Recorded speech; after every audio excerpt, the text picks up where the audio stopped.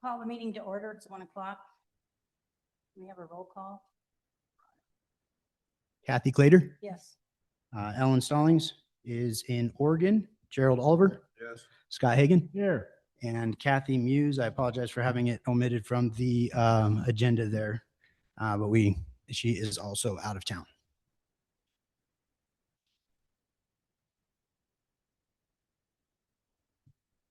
Approval of the agenda. Do you have any comments?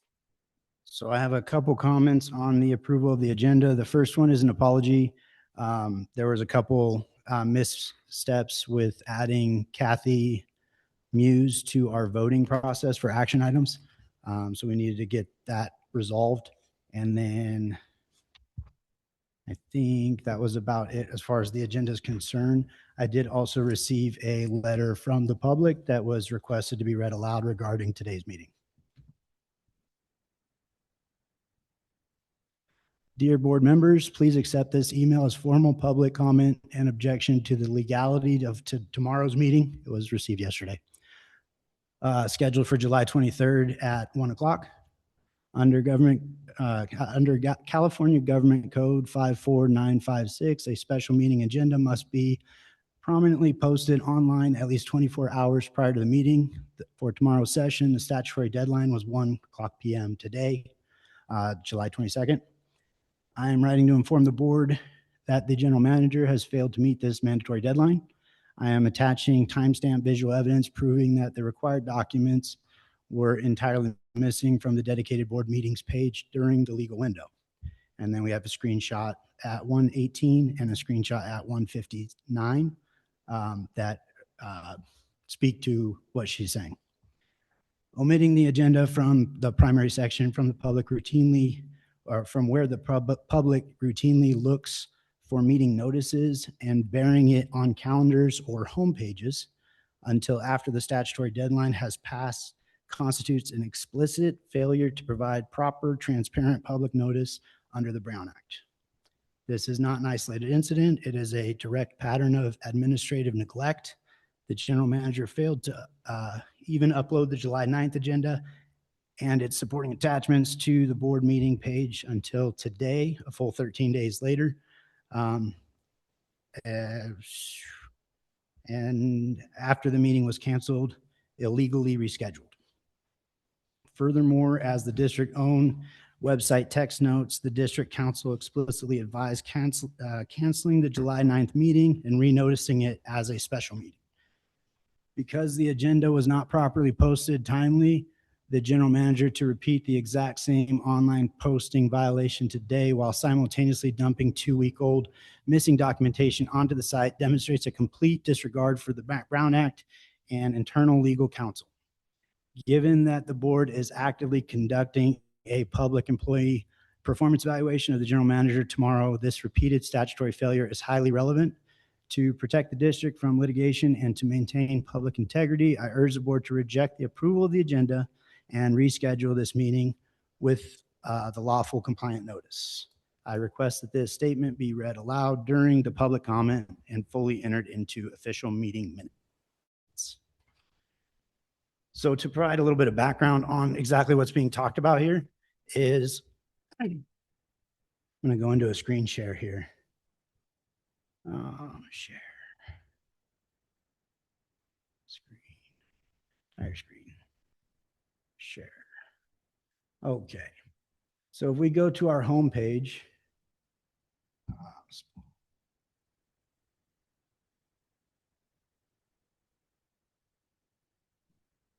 I think it's really a limitation of Streamline is really kind of what it breaks down to. But I did speak with Greg, our legal counsel, and I think we have a solution that'll make sense. But when we go to our homepage and you scroll to the very bottom of the homepage, it'll show any upcoming agenda meetings that have files attached to them. So in the event we're hosting a committee meeting, a special meeting, a board meeting, they will all show up in this space when they get registered. If you click on this, you have full access to the entire meeting with all the attachments for the meeting, and it specifies here that it is a special meeting. It did specify it was a special meeting here as well, but per legal counsel, it was requested we move it into the board category. So what a lot of folks have done, and it has caused confusion, and I do apologize for this. I was trying to do this the right way. But if you go to district governance, you have board meetings, you have standing sewer, standing rec, standing budget. What you don't see is we don't have a special meeting category. So there was not an area in here to post in a second location the special meetings. Historically, when we go to board meetings, there have been special meetings that were posted in the board category, but there is a separate category when you're making a meeting, whether it's a board meeting or a special meeting. So I was trying to separate those to make it more clear as to what was happening. It was not an intent to be non-transparent or anything in that space. It was just an effort to be organized. After speaking with Greg, he said it would just be better moving forward that we post it both places, bottom of the homepage, and we classify it as a board meeting, even though it is technically a special meeting. So upon that advice is when I added the July 9th meeting, which was a special meeting from what we did for the board meeting that got rescheduled and reclassified. So that's what she's talking about, it being updated 13 days later. After talking to Greg yesterday, that was his advice. So I just pushed that one in there as well so people could find it. Now that being said, for that meeting, it was at the bottom of the homepage. So per legal counsel, everything as far as Brown Act requirements to post on our website, as well as in the 3 locations, was met, but there was added confusion as to finding these documents. So that is trying to provide some clarity as to exactly what went on with that.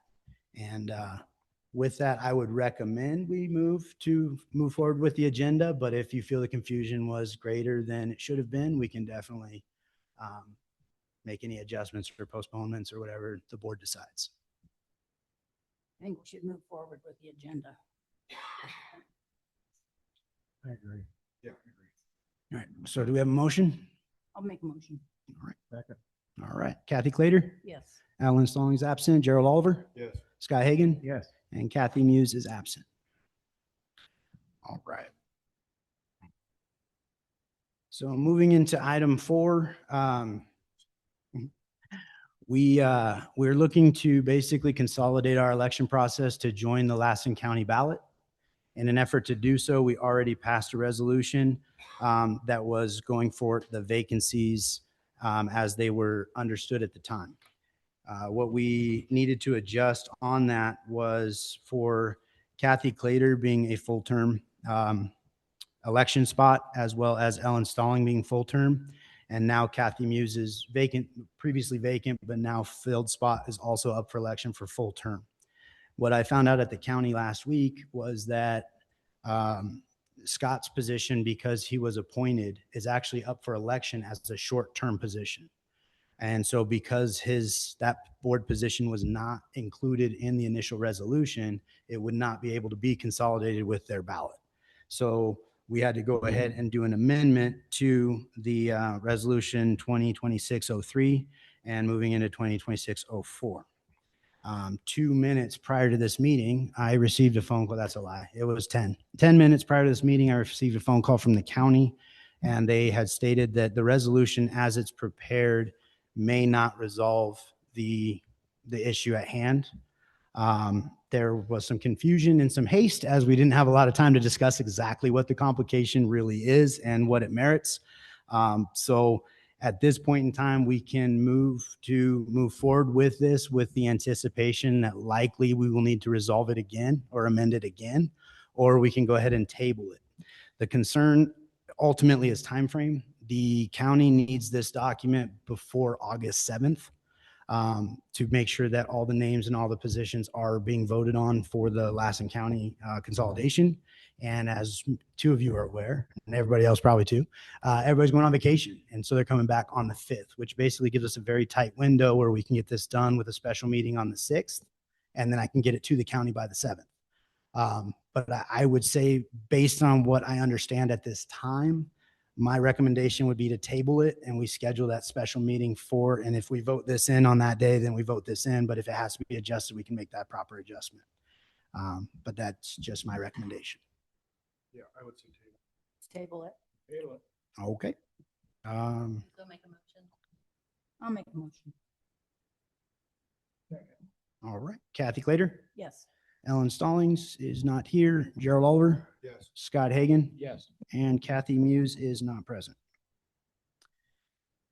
Okay, so that takes care of item 4, and then we will be moving into item number 5, which is a closed session item.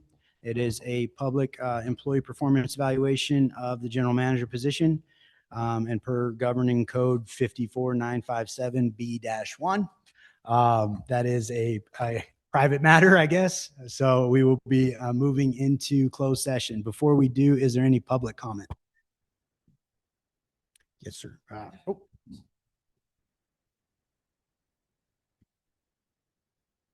Really not to this meeting, but what's happened in the past, the water issue, the people had bad wells or tested, the home tests and all that.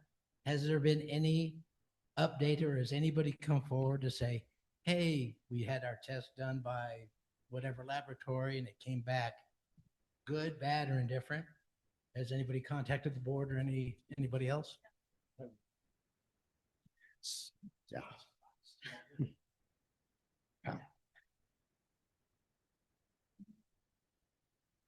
Yeah. The last we've heard on that was from the Lahontan, Michael Reese, and their report and what came back. So any other public comment? Okay.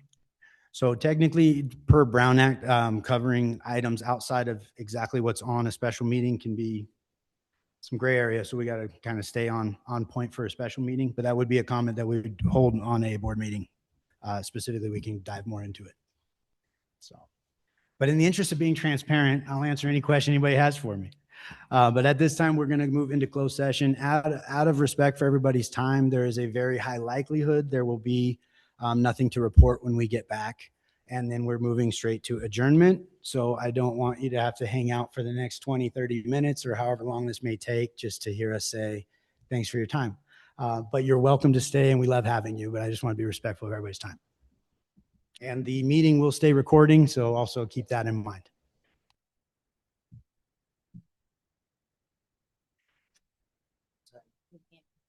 Oh, I will go ahead and mute.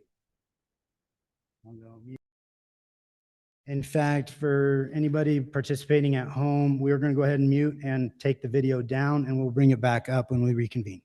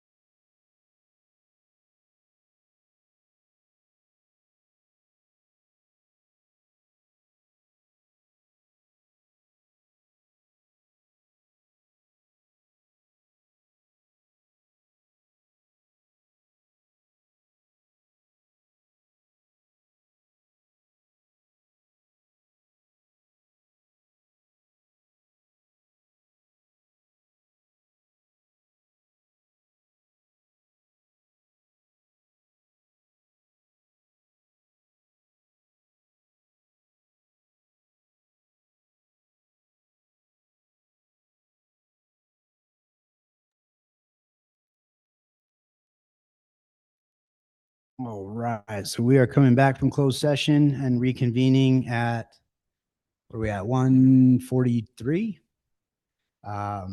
And there is nothing to report.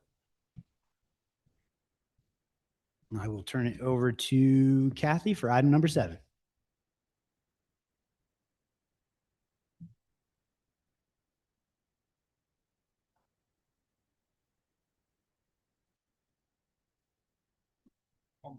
All motion.